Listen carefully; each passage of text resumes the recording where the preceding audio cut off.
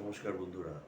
আজকের মোটিভেশনাল চ্যানেলে আমরা আলোচনা করব নিজেকে ভালোবাসুন, নিজের মতো করে বাঁচতে শিখুন, নিজেকে মূল্য দিতে শিখুন। তাহলেই সমাজ আপনাকে মূল্য দেবে। নিজেকে ঠিক করে চিনতে, ভেতরের আমিটাকে আরো বেশি করে জানতেই নিজেকে ভালোবাসুন। একটু নিজের মতো একলা থাকুন, আনন্দ খুঁজে নিন নিজের মতো করেই। ছোটবেলার ঘর জুড়ে ছড়িয়ে থাকে অজস্র স্মৃতি। শীতের রোদে পিঠ দিয়ে বসে অঙ্ক করা, গল্পের বই পড়া, রান্নাবাটি খেলা, রং পেন্সিলে প্রথম দেওয়ালে আঁচড়, সাধের পুতুলটাকে পেনের কালি দিয়ে সাজানো, আরো কত কিছু। লিখতে বসলে হয়তো শেষ হবে না। বাড়ির প্রতিটি কোণ জুড়েই ঘিরে থাকে গল্পেরা। তবে একটা সময় কিন্তু সকলেরই একটু নিজের জন্য স্পেসের প্রয়োজন হয়। বাড়িতে থাকলে যাবতীয় প্রয়োজনীয় কাজ বাবা মাই করে দেন, তেমনি হাতের সামনে খাবার তুলে ধরা, বেরোনোর আগে ব্যাগ গুছিয়ে দেওয়া, এইসব সুযোগ সুবিধার বাইরেও কোথাও গিয়ে নিজের জন্য একটু সময় দরকার। হতেই পারে আপনার একদিন একটু কিছু খেতে ইচ্ছে করলো, কিংবা রুটিন ভাঙা কোনো জীবন আবার ভোরবেলা বাড়ি থেকে বেরিয়ে একটু নিজের মতো করে কোথাও গিয়ে সময় কাটানো। এইসব বাড়িতে বাবা মার সঙ্গে থেকে সব সময় সম্ভব হয় না। তখন মাথায় থাকে অন্যরকম চিন্তা। কিন্তু নিজেকে ঠিক করে চিনতে, ভেতরের আমিটাকে আরো বেশি করে জানতেই নিজেকে ভালোবাসুন। একটু নিজের মতো একলা থাকুন, আনন্দ খুঁজে নিন নিজের মতো করেই। আর সম্পর্ক উপরে জোর দিন, সেলফ লাভ, তার উপরে জোর দিতে হবে। তুলনার ঊর্ধ্বে বাঁচতে শিখুন। অন্যের সঙ্গে নিজের তুলনা করছেন, আজ থেকে আর করবেন না। প্রতিটি মানুষও কিন্তু নিজের মতো করে আলাদা। আর তাই প্রথমেই নিজের শর্তে বাঁচতে শিখুন। কারণ যখনই আপনি নিজেকে ভালোবাসতে শিখবেন, তখনই আপনার মধ্যে বাড়বে সেলফ কনফিডেন্স বা আত্মবিশ্বাস। আর নিজেকে ভালোবাসলে তবেই কিন্তু আপনি নিজের জীবন উপভোগ করতে পারবেন। সবসময় সুন্দর বাড়ি, গাড়ি, দেখতে সুন্দর হওয়া মানেই কিন্তু জীবন সুন্দর নয়। জীবনে পারফেক্ট পিকচার বলে কিন্তু কিছুই হয় না। তুলনার ঊর্ধ্বে উঠলে কিন্তু আনন্দে বাঁচতে শিখবেন আপনি। জীবনের মূল্য বুঝতে শিখুন। জীবনের মূল্য কি দিয়ে বিচার করবেন? পরিবার, বন্ধু, সাফল্য? তাহলে বোধহয় আপনার নিজেকে ভালোবাসার কোনো অভ্যেস নেই। পরিবার, মানুষ, চাকরি, এই সব কিছু নিয়েই আপনাকে চলতে হবে, কিন্তু এর মধ্যেও নিজেকে ভালোবাসা খুবই জরুরি। যখনই আপনি নিজেকে ভালোবাসবেন, সেলফ লাভ, তখন কিন্তু নিজের জন্যে সময় পাবেন। মনে রাখবেন, কখনই কাউকে কিছু দিয়ে আপনি খুশি করতে পারবেন না। আর তাই অতিরিক্ত কিছু দিয়ে মন জয়ের চেষ্টা না করাই ভালো। নিজেকে ভালোবাসলে তবেই নিজের মধ্যে বাড়বে আত্মবিশ্বাস। আর আত্মবিশ্বাস বাড়লে তবেই নিজের যাবতীয় সিদ্ধান্ত নিজে নিতে পারবেন। আপনার থেকে বেশি কেউ যেমন ভালো আপনাকে বাসে না, তেমনি আপনার মনও কিন্তু সকলে পড়তে পারে না। আর তাই তখন নিজের ভালো আপনার থেকে বেশি আর কেউ বুঝতে পারবে না। আত্মবিশ্বাস বাড়লেই সব কাজ ভালো হবে।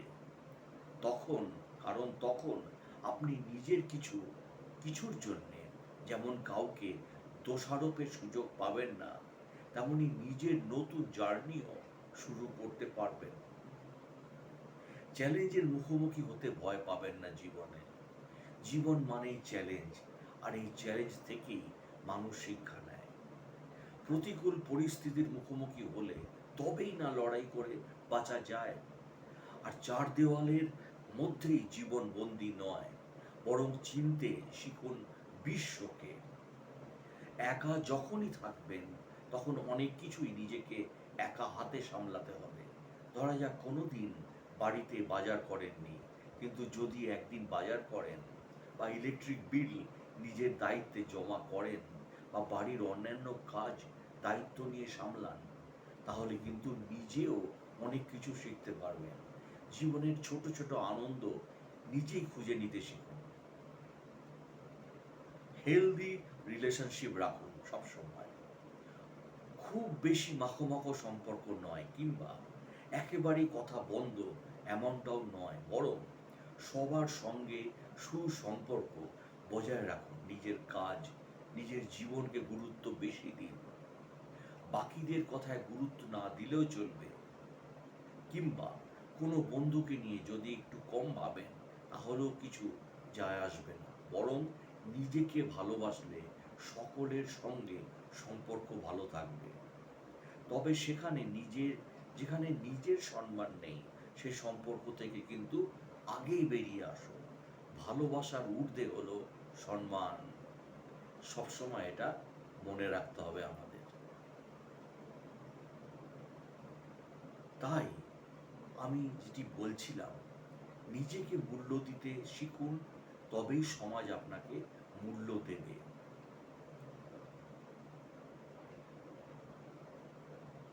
কখনো কি আয়নার সামনে দাঁড়িয়ে যে মানুষটি, সেটি আপনাকে পীড়া দেয়?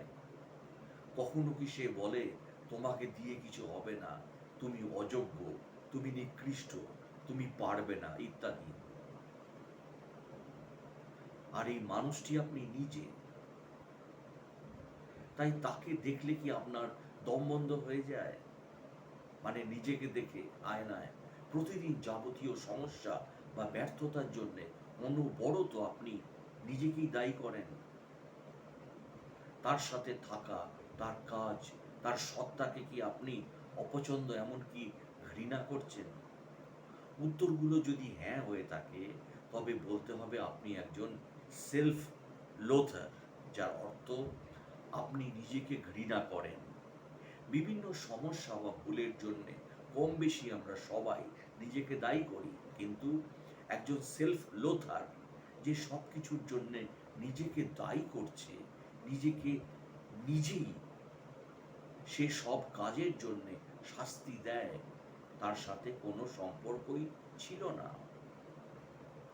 অবশ্য অনেক সময়ই আছে যখন মানুষ নিজেকে কাজে উৎসাহী করার জন্য সেলফ লোথিং এর আশ্রয় নেয়, অথচ আমরা কেউই কিন্তু জন্মগতভাবে নিজেকে ঘৃণা বা নিজেই নিজেকে দমিয়ে রাখি না।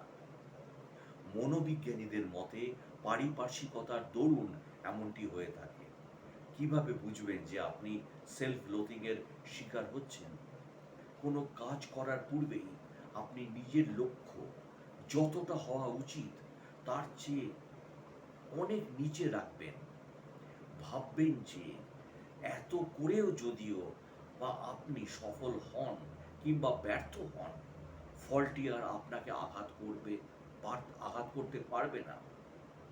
আপনি হয়তো এটা মনে করছেন, লক্ষ্য নিচে স্থির করলে আপনার সেটাতে পৌঁছতে অতটা কষ্ট করতে হবে না। কিন্তু এই কাজ করতে গিয়ে যে আপনি নিজের কাছেই নিজেকে হেয় করছেন, তা আপনি বুঝতে পারছেন না। আপনি জানছেনও না যে আপনি কিভাবে প্রতিনিয়ত নিজের যোগ্যতাকে ছোট করে দেখছেন, এবং দেখা যাবে ভবিষ্যতে আপনি অনেক সুযোগ হেলায় হারিয়ে ফেলছেন স্রেফ চেষ্টা এবং আত্মবিশ্বাসের অভাবে। আপনি অনবরত নিজেকে দোষ দিতে থাকেন, কখনো এমন কোনো ঘটনার জন্যে যার সাথে আপনার কোনো কালেই সম্পর্ক ছিল না। সব সময় আপনার মধ্যে একজনের অপরাধবোধ কাজ করে। ছোটখাটো ভুলের জন্য আপনি সব সময় সংকুচিত থাকেন, সবকিছুর দায় আপনি নিজের কাঁধে তুলে নেন। ধরা যাক আপনাদের দলগত কোনো কাজের ফল বিশেষ সুবিধার হয়নি। দোষ আপনার একার না, কিন্তু আপনি নিজের কাঁধেই তো তা পুরোটা তুলে নিচ্ছেন। অকারণে আপনি অন্যের কাছে ক্ষমা চাইছেন। কোনো কারণ ছাড়াই আপনি সবার সামনে নিজেকে ছোট করে তুলছেন।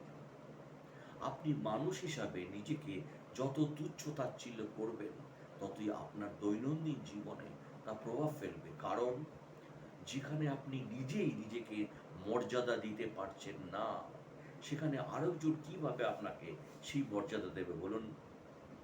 তাই না? আবার অনেক সময় নিজেকে তিরস্কার করে অনেকেই নিজেকে কাজে উদ্বুদ্ধ করে। এটা এক ধরনের রিভার্স সাইকোলজি। এটাই করতে পারছি না, এতদিন তাহলে কি শিখলাম? বা এটা না করতে পারলে আমি সমাজে বেঁচে থাকার অযোগ্য। অনেকটা এ ধরনের কথা বলে নিজেকে একরকম উৎসাহ প্রদান করেন। অনেকের ক্ষেত্রেই তা কাজে লাগে, কিন্তু আদতে এহেন ঋণাত্মক আচরণ ব্যক্তির মানসিক স্বাস্থ্যের জন্য কতটা মঙ্গলজনক তা প্রশ্ন সাপেক্ষ। কারণ এই ধরনের আচরণ পরবর্তীতে হতাশা, ডিপ্রেশন, দুশ্চিন্তা ডেকে আনে। আপনি শুধু নিজের ভুলগুলোর উপর জোর দিচ্ছেন, তাই তো? আমরা মানুষ, ভুল শুদ্ধ সিদ্ধান্ত নিয়েই তো জীবন। কিন্তু একজন সেলফ লোথার শুধু নিজের ভুল করার সময়গুলো মনে রাখেন।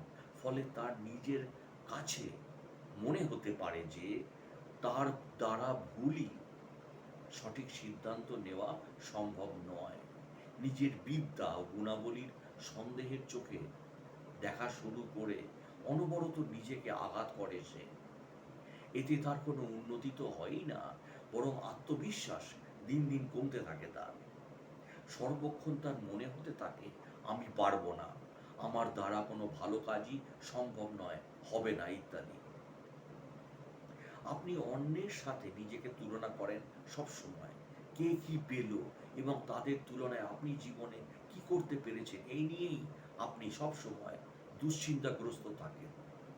অমুক মানুষের সাথে ভালো মিশতে পারো ভালো, আমিও সেটাও পারি না। অমুক সুশ্রী, অমুকজন কুশ্রী। প্রতিনিয়ত নিজেকে অপরের সাথে তুলনা করতে গিয়ে দেখা যাবে যে আপনি অবাস্তব চিন্তা করছেন অথবা নিজেকে হেয় মনে করছেন। ভালো খারাপ এই দুয়ে মিলেই তো মানুষ। স্বাভাবিকভাবেই সবারই এক এক রকম গুণ থাকবে। অন্যেরা যে কাজে পারদর্শী তাতে আপনি পারদর্শী নাও হতে পারেন, আবার এর উল্টোটাও হতে সত্য। তাই অহেতুক অন্যের সাথে নিজেকে তুলনা করা, ঈর্ষান্বিত হওয়া মোটেও বুদ্ধিমানের কাজ নয়। সেলফ লোথিং এর ব্যক্তি বা ব্যাধি আছে যাদের, তারা প্রতিনিয়ত সমাজে টিকে থাকার জন্য স্বীকৃতির সন্ধান করেন অন্যের কাছ থেকে। তাকে নিয়ে কে কি ভাবলো, কে তাকে গ্রহণ করলো, তা নিয়ে সে ব্যতিব্যস্ত থাকে সবসময়। এ এক ধরনের ব্যাধি, হ্যাঁ বিশ্বাস করুন বন্ধুরা, যা মানুষকে কুড়ে কুড়ে খায়। অন্যের সাথে কখনো নিজেকে তুলনা করবেন না। এটা এক ধরনের রোগ, এক ধরনের ব্যাধি। এর কবল থেকে রেহাই পাননি বহু প্রসিদ্ধ ব্যক্তি। লেখক ফ্রান্সিস কাফকা থেকে শুরু করে অভিনয় শিল্পী মেরিল স্ট্রিপ, জনি ডেপ কিংবা অনেকে আছেন, সঙ্গীত শিল্পী জন লেনন, কার্ট কোবেইন প্রমুখ ব্যক্তি সেলফ লোথিং এর শিকার। সেলফ লোথ একটি চোরা বালির মতো, ধীরে ধীরে মানুষ তাতে তলিয়ে যেতে থাকে এবং এক সময় সে নিজেকে হারাতে বসে, এমনকি নিজের প্রাণও। নিজেকে ধীরে ধীরে ক্ষয়ে ফেলা, এসব মানুষ জীবনের প্রতি আগ্রহ হারিয়ে ফেলে। নিজের প্রতি তীব্র বিতৃষ্ণার জন্য দেখা যাবে তারা দৈনন্দিন সবই কাজ করছেন, সবার সাথে হাসছেন, আড্ডা দিচ্ছেন, কিন্তু ভেতরে ভেতরে তারা প্রচণ্ড দুঃখী, প্রচণ্ড একা। আর তারা যাই অর্জন করুক না কেন, যতই গুণমান হোক না কেন, নিজের কাছে তারা সেই একই ক্ষুদ্র এবং নিকৃষ্ট। তারা নিজেদের মস্তিষ্কে নিজের তৈরি কারখানায় বন্দী। এক পর্যায়ে তারা সেই বন্দিশালা থেকে মুক্তি পাওয়ার জন্য সবচেয়ে ভয়ঙ্কর রাস্তা বেছে নেয়, সেটা হলো আত্মহত্যা। এ কথা বলা বাহুল্য যে আত্মহননের একটা বড় কারণ হলো নিজের প্রতি ঘৃণা। শত শত সুইসাইড নোটে আত্মগ্লানির হাহাকার কথা পাওয়া যায়। তাহলে উপায় বন্ধুরা, প্রথমত আপনার উচিত আপনি মন থেকে যে কাজটা করছেন বা করতে চাইছেন সে অনুযায়ী লক্ষ্য স্থির করা। এতে আপনার ব্যর্থ হওয়ার সম্ভাবনা থাকলেও আপনার উচিত নিজেকে সেই কাজে উদ্যমী হওয়ার। কারণ ব্যর্থতা থেকেই সফলতা আসে। ভয় পেলে চলবে না। প্রথম কদমটা ফেললেই না আপনি সামনে এগোতে পারবেন। আর অহেতুক নিজেকে দোষারোপ করবেন না।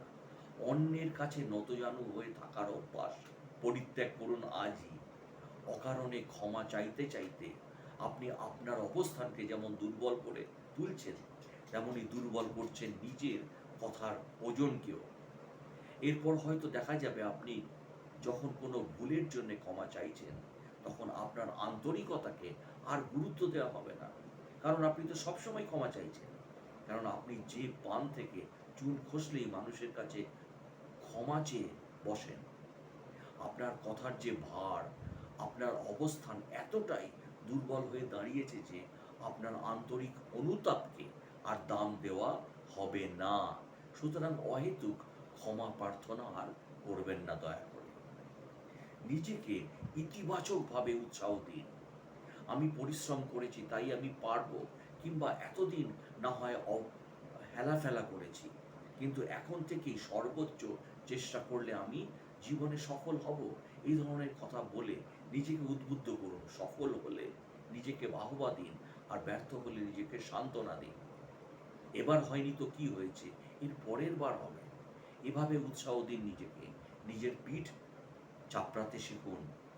নিজের ভুলের সাথে সাথে সঠিক সিদ্ধান্তের বা কাজের কথা মনে রাখবেন। নিজের ইতিবাচক গুণগুলোর কথা মনে রাখবেন এবং নিজের ভুল থেকে শিক্ষা নেবেন।